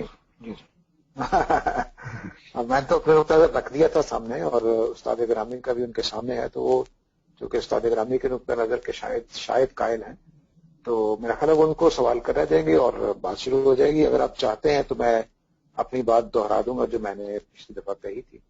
جی, تو ویسا بھی ہو سکتا ہے. میں یہ عرض کر رہا تھا کہ سوال جواب کے سلسلے میں بھی قانون یہ بنائیے کہ سوال تقریر کی شکل میں نہ ہو جائے کہ وہ ساجد صاحب کے متبادل خطبہ بن جائے. 1 سے 1.5 منٹ کے اندر 1 منٹ کا سوال ہونا چاہیے میرا خیال ہے. بس 1 منٹ اور 4 منٹ کا جواب. 1 منٹ کا سوال اور 4 منٹ کا جواب, تو پھر یہ اچھا ہو جائے گا. میں کیونکہ لاسٹ میں آپ ساجد صاحب بھی استاد ہیں, میں بھی رہا ہوں. 4 منٹ کی قید نہ لگائیں, جو مناسب ہو 10 منٹ بھی لیے جا سکتے. زیادہ لوگوں کو فائدہ پہنچ سکتا ہے. جی, جو مناسب سمجھیں اتنا ٹائم لے لیں جواب میں. تو خیر وہ میرا خیال ہے اس میں تو ساجد صاحب ماشاء اللہ بہت ساجد صاحب کر سکتے ہیں. میرا اپنا مشورہ ہے بس. تو بس اگلا جو ہے وہ پھر سیشن ہمارا just to remind everyone کہ وہ ڈاکٹر رضوان نے کیونکہ اس پہ کہا تھا تو ہم نے ایگری کیا تھا. تو ہم کورس کو اسٹارٹ کرنے سے پہلے ایک سیشن جو ہے وہ ہم ڈیموکریسی کے حوالے سے رکھیں گے. ڈاکٹر رضوان آج موجود نہیں ہے, لیکن میرا خیال ہے فارمیٹ یہ ہوگا کہ تھوڑا سا آپ جو ایک اس کا خاکہ ساجد صاحب اگر بیان کرتے ہیں, اس کے بعد سوالات جو بھی ہوں گے وہ انشاءاللہ. بالکل صحیح ہے. چلیے بہت شکریہ, تھوڑا ٹائم بھی اوپر ہو گیا ہے. جزاک اللہ. بہت مہربانی. السلام.